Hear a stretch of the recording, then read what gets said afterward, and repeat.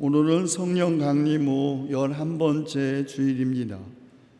주 예수 그리스도의 이름과 우리 하나님의 성령으로 우리를 씻겨주시고 거룩하게 하시고 의롭게 하신 주님께서 우리를 부르셨으니 영과 진리로 하나님께 예배드립시다.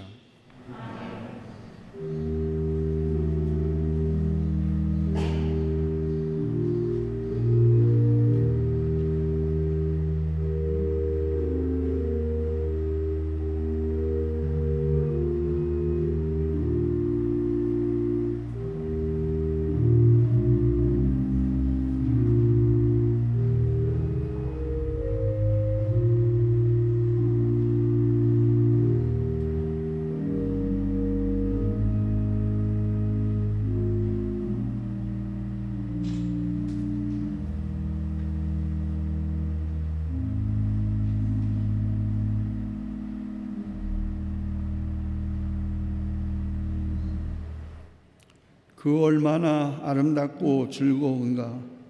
형제 자매가 어울려서 함께 사는 모습.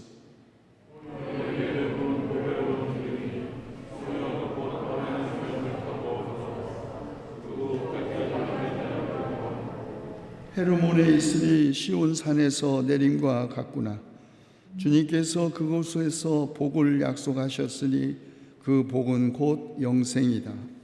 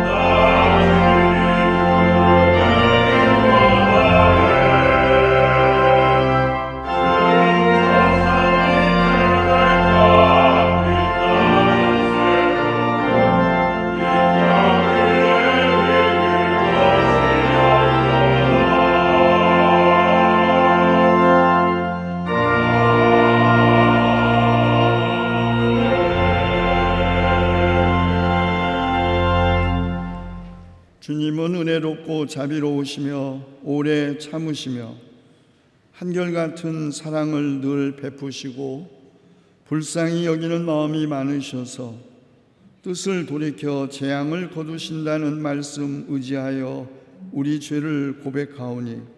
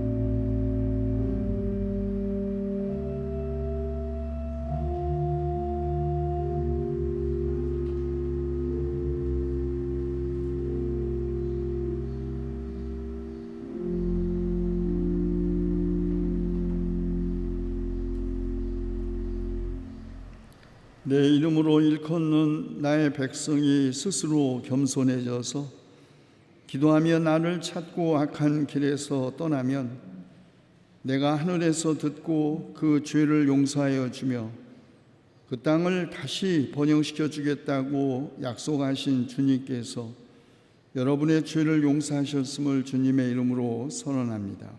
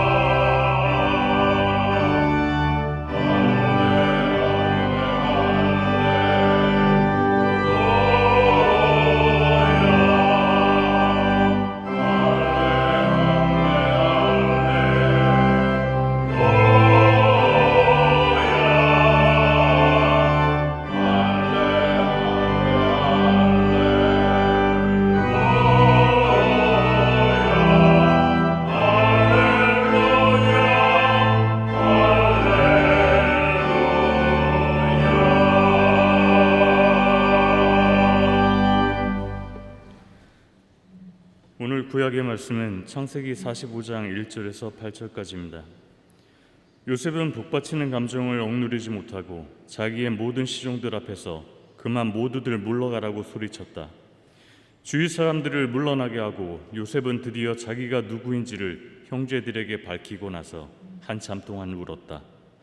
그 울음소리가 어찌나 크던지 밖으로 물러난 이집트 사람들에게도 들리고 바로의 궁에도 들렸다. 내가 요셉입니다. 아버지께서 아직 살아계시다고요? 요셉이 형제들에게 이렇게 말하였으나 놀란 형제들은 어리둥절하여 요셉 앞에서 입이 얼어붙고 말았다. 이리 가까이 오십시오 하고 요셉이 형제들에게 말하니 그제야 그들이 요셉 앞으로 다가왔다. 내가 형님들이 이집트로 팔아넘긴 그 아우입니다. 그러나 이제는 걱정하지 마십시오. 자책하지도 마십시오. 형님들이 나를 이곳에 팔아넘기긴 하였습니다만 그것은 하나님이 형님들보다 앞서서 나를 여기에 보내셔서 우리의 목숨을 살려주시려고 그렇게 하신 것입니다. 이 땅에 흉년이든지 이태가 됩니다.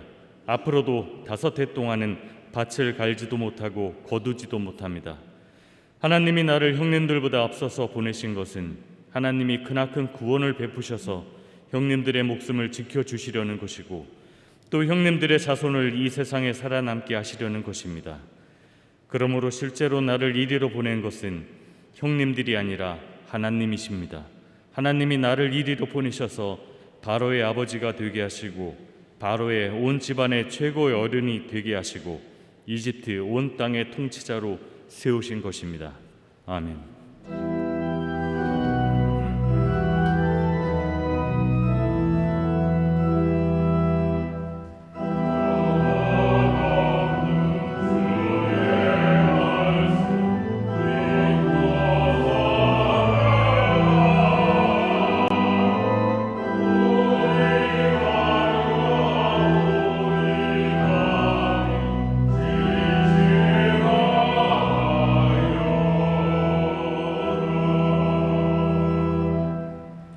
오늘 주시는 서신의 말씀은 로마서 11장 1절에서 2절 상반절, 29절 32절까지입니다. 그러면 내가 묻습니다. 하나님께서 자기 백성을 버리신 것은 아닙니까? 그럴 수 없습니다. 나도 이스라엘 사람이요 아브라함의 후손이요 베냐민 지파에 속한 사람입니다. 하나님께서 미리 아신 자기 백성을 버리지 않으셨습니다. 하나님께서 주시는 고마운 선물과 부르심은 철회되지 않습니다. 전에 하나님께서 순종하지 않던 여러분이 이제 이스라엘 사람의 불순종 때문에 하나님의 자비를 입게 되었습니다. 이와 같이 지금은 순종하지 않고 있는 이스라엘 사람들도 여러분이 받은 그 자비를 보고 회개하여 마침내는 자비하심을 입게 될 것입니다. 하나님께서 모든 사람을 순종하지 않은 상태에 가두신 것은 그들에게 자비를 베푸시려는 것입니다. 아멘.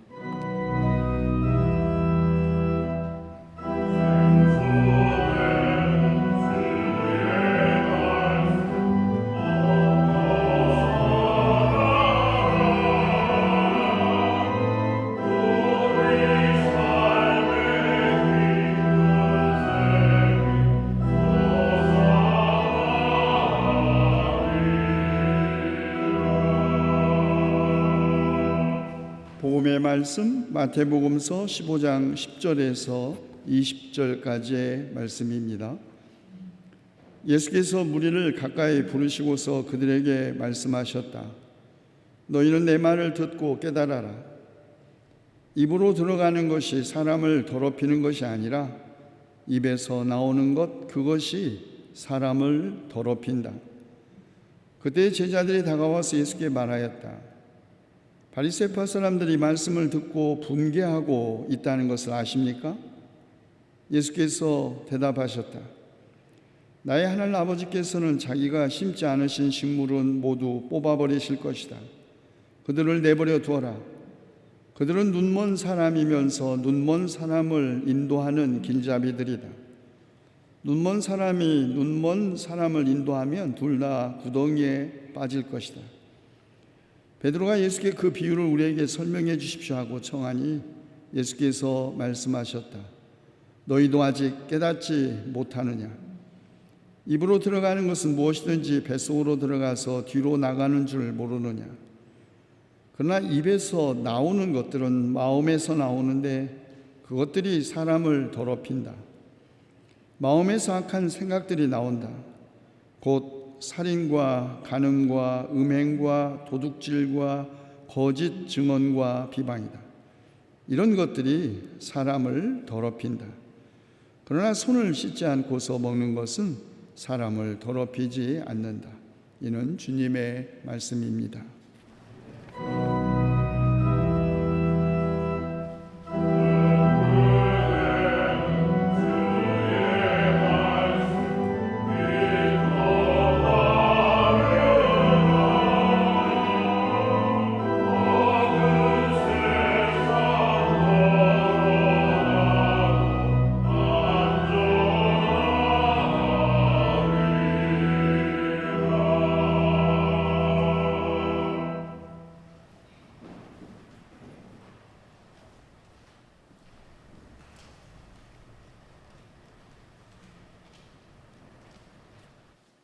네, 오늘은 성령 강림 후 11번째 주일입니다.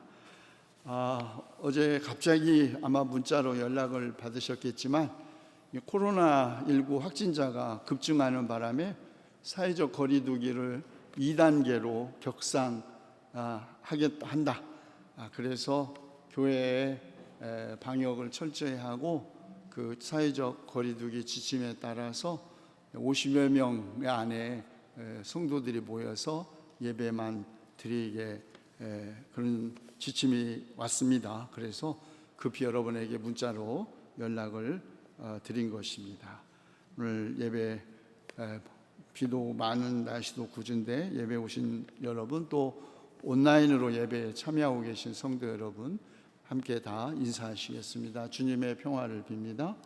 주님의 평화.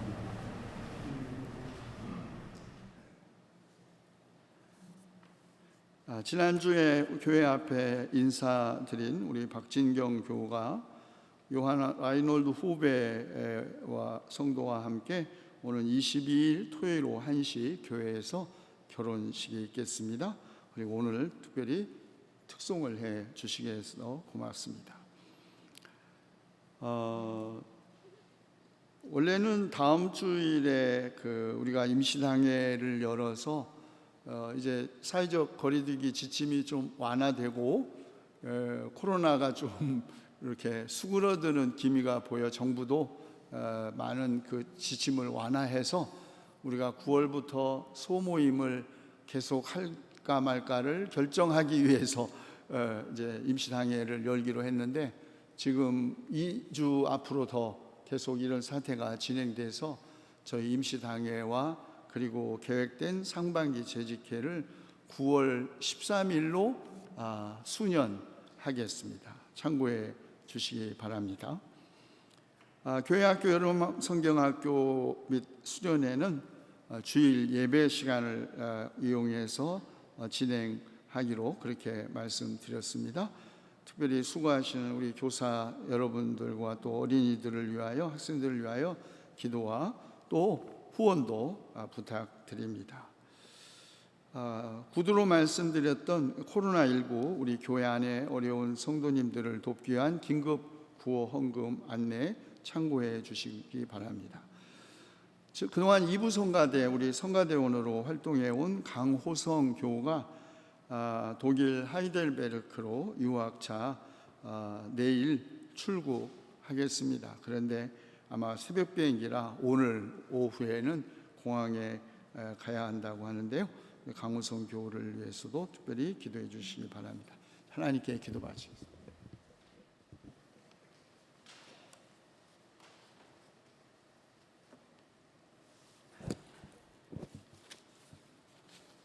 사랑의 하나님, 저희들에게 항상 임마누엘로 함께하여 주시고 참된 소망과 기쁨을 주셔서 상한 갈대가 꺾어지지 않게 하시고 꺼져가는 등불도 되살아나게 하시니 감사드립니다. 전대미문의 코비드19 사태로 많은 사람들이 힘들어하는 이 시간, 성령으로 함께 하셔서 하나님의 크신 위로가 텅 빈 저희들 가슴에 기쁨으로 가득 차는 귀한 시간이 되도록 인도하여 주시옵소서. 하오나 저희는 교만과 탐욕으로 빛을 가리우고 불평과 불만으로 하나님의 은혜에 등을 돌리고 살 때가 많았습니다. 믿음 안에서 하나님 말씀에 순종하며 살아야 하였음에도 의심과 실망 속에서 나의 길을 고집할 때도 많았습니다. 용서와 인내로 이웃을 이해하고 위로와 격려로 서로를 아끼라고 말씀하셨지만 저희들은 무엇 하나 제대로 실천하지 못하고 살아왔으니 저희들의 잘못을 용서하여 주시고 부족한 저희가 하나님의 뜻을 다시 이루며 살아가는 믿음의 자녀들로 거듭날 수 있도록 인도하여 주시옵소서. 자비로우신 하나님, 우리 모든 인간은 예수 그리스도 사랑 안에서 똑같은 피조물이라 하셨는데 우리 사회는 언제부터인지 평등한 삶을 누리기보다는 상하 가불의 관계로 서로를 지배하고 지배당하는 관계가 되어가고 있습니다. 상급자는 자유의지로 자기의 권리를 마음껏 행사하기도 하고 하급자는 부당한 대우를 받더라도 속 시원한 하소연조차 하지 못하는 경우도 있습니다. 아버지 하나님, 우리 사회가 더 이상 정신적, 신체적 차별이 없어지고 불편, 부당한 대우가 사라지는 사회가 되도록 인도하여 주시옵소서. 은혜의 하나님, 지난 수개월 동안 우리는 코로나 사태로 주님께 드리는 예배조차 마음 편히 볼 수가 없었습니다. 수요 예배, 구역 예배는 물론이고 각각의 위원회와 소모임조차도 정지된 상태입니다. 이제는 사회적 거리두기가 2단계로 격상되었습니다.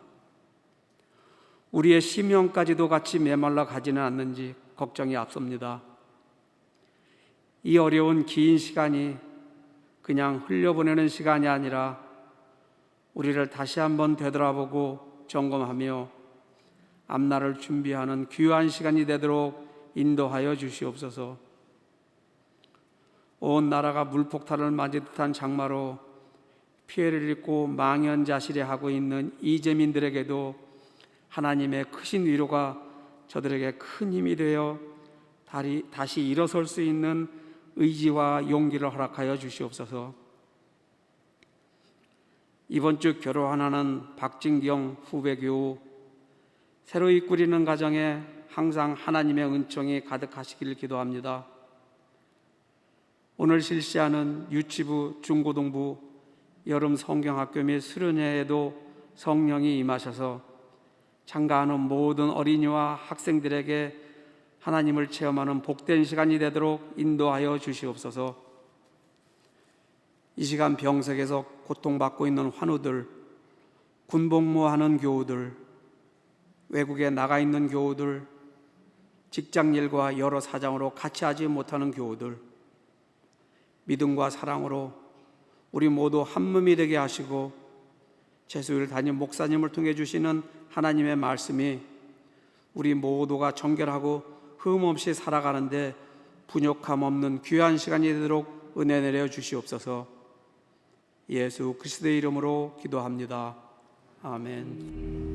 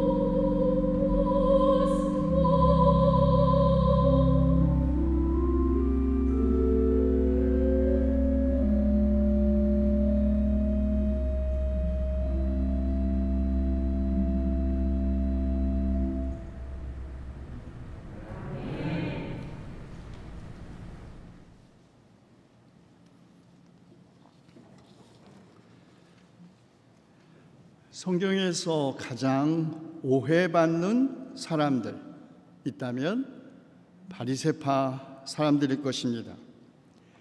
특히 복음서들 가운데 마태복음서 저자가 바리새파 사람들에 대한 비판의 종합 세트, 마태복음 23장에서 예수님에게 가장 적대적인 집단으로 제시하고 있기 때문에 이런 오해와 편견은 더욱 심화되었습니다. 그러나 역사적으로 바리새파 사람들은 유대 전쟁 후 유대가 로마 제국에 의해서 완전히 멸망하여 성전이 파괴되고 나라 없는 백성이 되었을 때 유대인의 역사를 2000년 동안 지켜오는데 가장 결정적인 역할을 했습니다. 그들이 아니었으면 경전의 결집, 회당과 교육을 중심으로 한 유대인의 정체성 유지는 가능하지 않았을 것입니다. 유대 전쟁 후 멸망 직전까지 유대 민족을 지켜왔던 사두개파, 쿰란의 에세네파, 젤로파 등 모든 종파들이 소멸당했으나 오직 바리새인 사람들만 살아남아 유대교를 지탱하는 핵심이 되었고, 비록 나라와 정치적 독립은 상실했으나 종교적 전통을 이들이 지켜낸 것이죠. 바리새파 사람이자 동시에 유명한 율법학자였던 인물들은 비록 그 수가 많지는 않았지만 유대인의 역사에서 매우 중요한 역할을 했습니다. 그 가운데 한 사람, 탈무드에 등장하는 우리 모두가 다 이름을 익히 알고 있는 랍비 요하난 벤 자카이가 있습니다. 그는 주 66년부터 70년까지 진행된 제1차 유대 로마 전쟁을 종식시키기 위해서 네로 황제가 시리아 총지휘관으로 베스파시아누스를 임명하여 파견했죠. 전쟁이 시작된 지 3년이 되던 해 곧 68년, 베스파시아누스는 대부분의 유대 땅을 점령했지만 유대 열심당원들이 결사항전했던 예루살렘 성전만큼, 예루살렘 도성만큼은 점령하지 못했습니다. 완강한 저항 때문에 포위를 했지만 함락시킬 수 없었던 베스파시아누스는 그냥 무한정 포위하고 기다리기로 했습니다. 굶어 죽든지 나와 죽든지 전염병에 죽든지 죽기를 기다렸습니다. 예루살렘 도성이 술렁입니다. 이런 상황에 있으면 어떤 집단이나 다 같이 선택할 수 있는 갈등이 있죠. 일부에서는 항복하여 그래도 성전은 지키자는 사람들이 있었는가 하면 강경파의 젤로파는 결사항전을 주장했습니다. 자기의 입장과 다르다고 생각되는 사람들은 몰래 암살하거나 예루살렘 성전벽에서 바깥으로 떨어뜨려 사살했습니다. 적은 정작 밖에 있는데 예루살렘 도성 안에서 유대 민족끼리 전쟁이 일어난 것이죠. 그러나 상황은 성 안에서 굶어 죽든지 전염병으로 죽든지 아니면 로마 군인들에게 학살당하든 외에 선택의 여지가 없었습니다. 그때 바리새파 랍비 요하난 벤 자카이, 유대 전쟁이 결국에는 유대 민족의 대학살로 막을 내리고 나라와 성전을 잃은 유대인들은 뿌리 없는 백성이 되어 디아스포라가 될 것이라고 판단했습니다. 이런 상황에서는 민족의 독립이나 영토의 확보보다는 유대교의 보존이 더 중요하다고 판단하여 항복하자고 주장했지만 그의 제안 강경파 젤로파들에게 거절당합니다.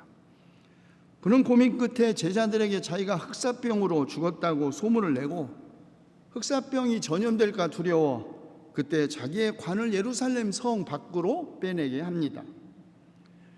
몰래 예루살렘 성을 빠져나온 벤 자카이, 로마군 사령관인 베스파시아누스 장군 막사로 가지요. 그는 머지않아 베스파시아누스 장군이 로마의 황제가 되리라고 예언하면서 예루살렘이 파괴되고 유다 나라가 사라지고 모든 성전에서 다 파괴하고 방어하고 약탈해도 단 하나만 남겨달라고 부탁합니다. 학교였습니다. 바리새파 랍비의 예언에 놀랬지만 베스파시아누스는 호의를 베풀기로 약속합니다. 그런데 놀랍게도 로마 황제 네로가 같은 해 자살합니다. 3명의 정치 군인들이 왕위에 올랐으나 연달아 살해되고 베스파시아누스는 그 군대에 의해 새로운 황제로 추대되어 주 69년 아직 유대 전쟁이 진행 중이었을 때 로마의 황제가 되지요.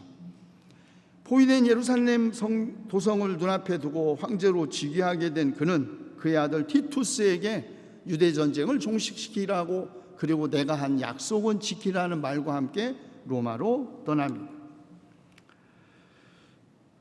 전쟁은 끝나고 성전은 약탈당하고 파괴되었지만 겨우 살아남은 요하난 벤 사카이는 바리새파 제자들을 이끌고 텔아비브의 남동쪽 약 20km 지점에 위치한 얌니아, 오늘은 야브네라고 이름이 바뀌었지만 얌니아로 이동하여 거기에 학교를 세웁니다.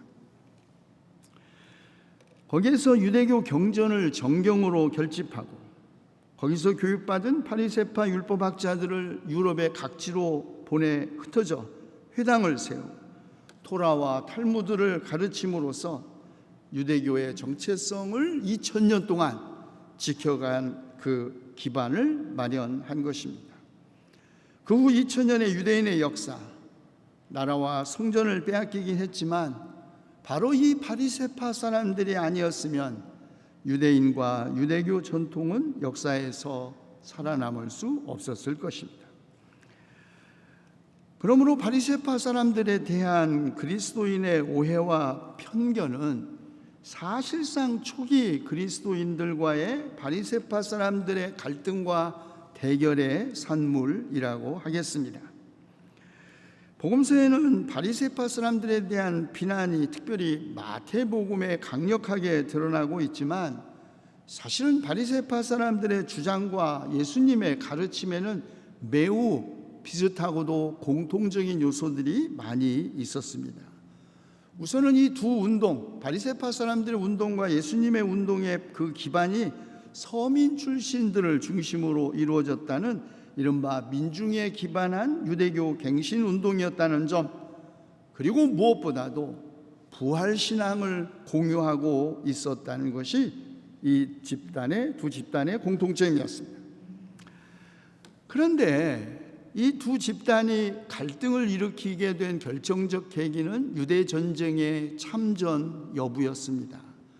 바리새파 사람들은 목숨을 걸고 나라를 지키고 나라의 독립을 위해서 투쟁했는데 그리스도인들은 칼을 든 자는 칼로 망한다는 예수님의 가르침 때문에 어떠한 군사적 행동에도 참여하기를 거절했던 것입니다.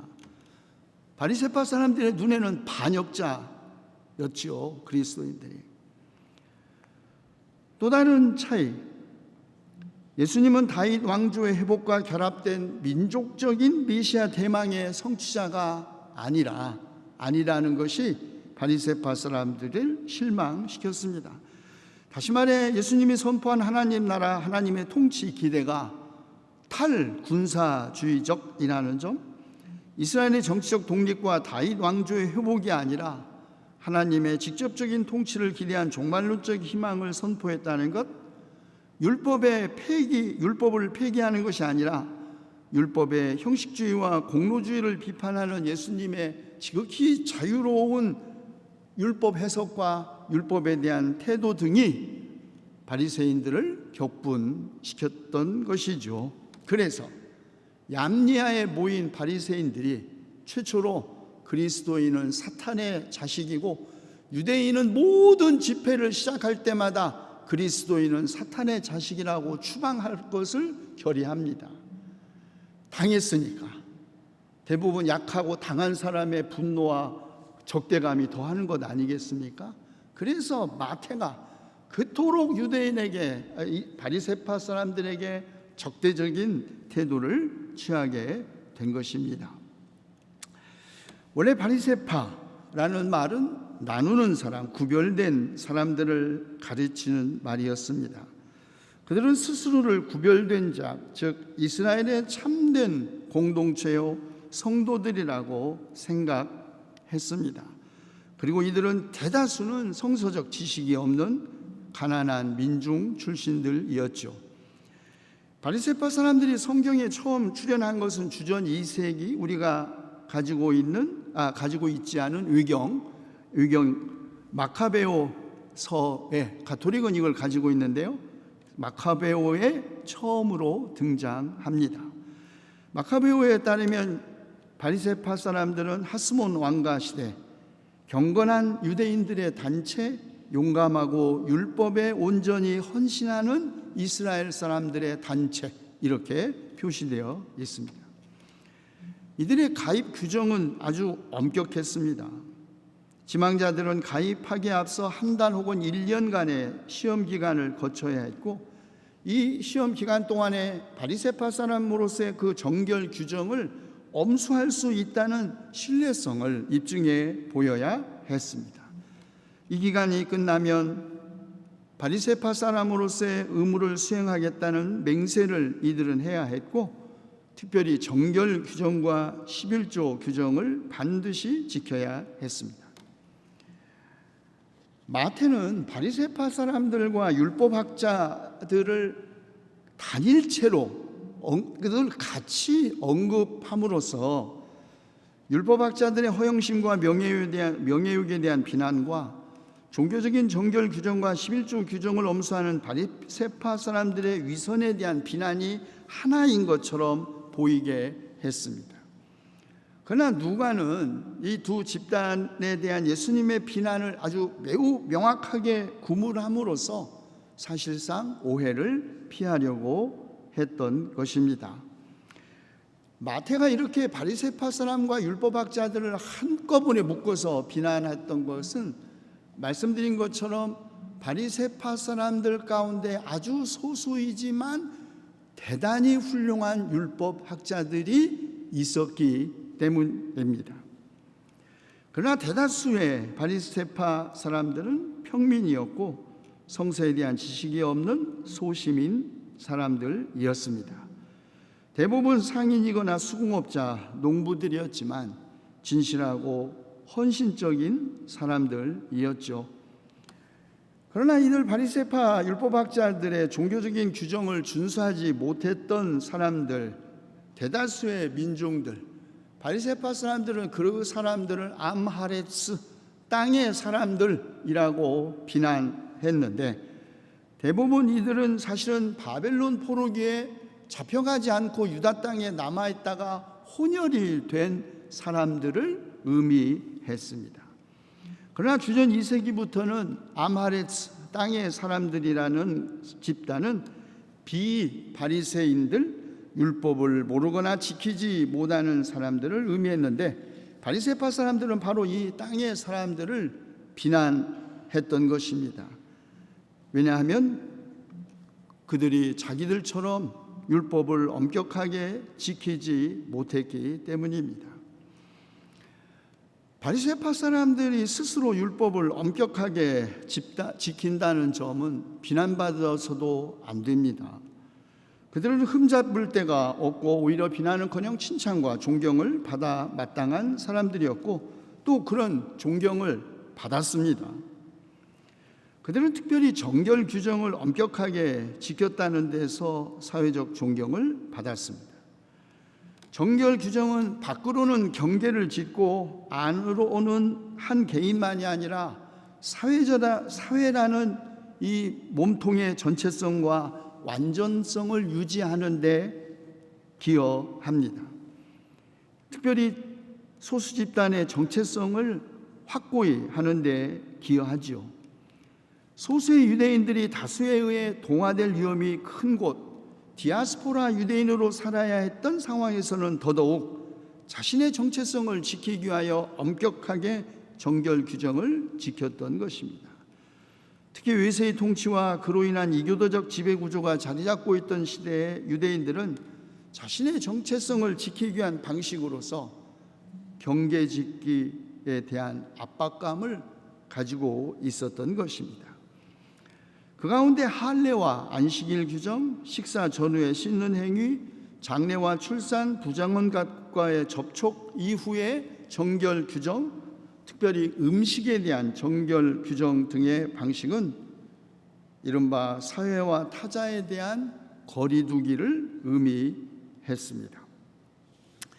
자, 그런데 예수님은 이 바리새파 사람들을 향하여 입으로 들어가는 것이 아니라 입에서 나오는 것, 그것이 사람들을 더럽힌다 말씀하시자 제자들이 선생님, 당신의 이 말 때문에 바리새파 사람들이 격분해 있다는 거 아십니까? 이렇게 물었습니다.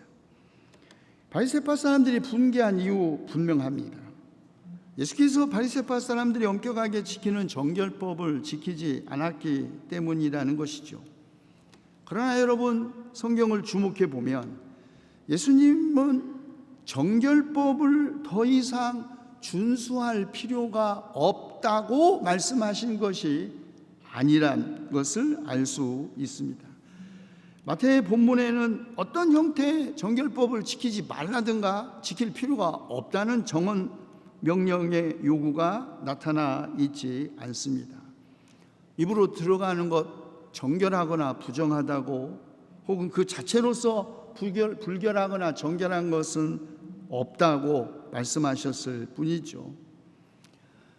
자, 그렇다면 예수님의 비판은 정결법 그 자체와 그것을 엄격하게 지키는 바리새파 사람들의 태도에 있는 것이 아니라는 것을 알 수 있습니다. 입 안으로 들어가는 음식이 정결한 것인지 불결한 것인지를 구별하는 일이야 나무랄 일이 아니죠. 그러나 입으로 들어가는 것은 그렇게 잘 살피면서 정작 입에서 나오는 것들, 악한 생각들이 나오는 마음 바탕은 살필 줄 모르는 것, 아니 살피지 않는 그들의 태도가 문제인 것이죠. 그래서 예수님은 바리새파 사람들을 눈먼 사람을 인도하는 눈먼 사람들이라고 한 것입니다. 그러나 사실 여러분, 바리새파 사람들은 누구보다 눈이 밝은 사람들이었습니다. 무엇을 먹어야 할지, 무엇을 먹어도 되는지, 무엇이 불결한지 불결하지 않은 것인지를 그 누구보다 잘 알고 있었기 때문입니다. 그러나 정작 보아야 할 것을 못 보거나 보지 않기에 이들 위선자라고, 눈먼 사람을 구덩이에 빠뜨리는 눈먼 사람이라고 예수님은 비난하신 것입니다. 바리새파 사람들에 대한 예수님의 두 번째 비판은 이들이 자신에게만 엄격한 것이 아니라 다른 사람들도 자기들만큼 율법과 도덕성에서 엄격해야 한다고 강요하거나 지키지 못하는 사람들, 아니 지킬 수 없는 사람들을 비난하고 박해한다는 데 초점이 있습니다. 여러분, 우리 주변에서도 우리는 진실로 자기 자신에게는 엄격하면서도 남에게 관대하여 존중받는 이들을 많이 볼 수 있습니다. 그러나 내로남불이라고 자신의 잘못에는 한없이 관대하고 다른 사람의 잘못에는 잡아먹을 듯 도끼 어린 눈을 부릅뜨고 덤벼드는 사람들도 많이 볼 수 있죠. 그러나 진실로 덕 있는 사람, 자신에게는 엄격하고 다른 사람에게는 관대한 사람이어서 책은담에도 대인 춘풍 지기추상, 남을 대할 때는 봄바람처럼 온화하고 자신을 지킴에 있어서는 가을 서리처럼 오마라는 말도 있습니다. 세 번째 비판, 바리새파 사람들이 율법, 하나님의 말씀 그 자체보다 그들의 전통, 그들의 해석을 더 우위에 놓는다는 데 있습니다. 다시 말해 그들의 가르침, 하나님의 계명에 대한 자신들의 해석을 계명 그 자체보다 더 위에 혹은 동등하게 놓는다는 것이죠. 예를 들면 내게서 받으실 것이, 제기 부모한테 효도하지 않고 제게서 받으실 것이 하나님께 드리는 예물로 되었습니다 하고 말만 하면, 아버님 사실은 제가 아버님께 이번에 용돈을 얼마를 드리려고 했는데 사실은 교회 헌금했어요 라고 말만 하면 내 부모를 공경하라는 십계명의 말씀을 지키지 않아도 된다고 해석했던 것입니다.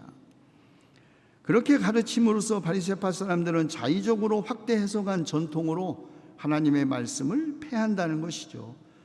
그래서 예수님은 이들이 입술로는 주님을 공경해도 마음은 주님에게서 멀리 떠나 있고 그들은 사람의 훈계로 교리를 가르치며 나를 헛되이 예배한다고 비난하신 것입니다.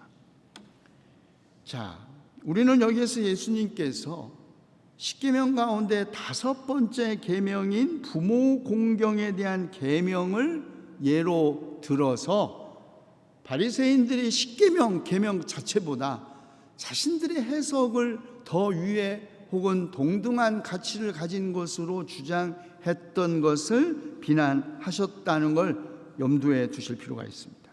그리고 그 다음에 입으로 들어가는 것이 아니라 정작 입에서 나오는 것이 사람을 더럽힌다.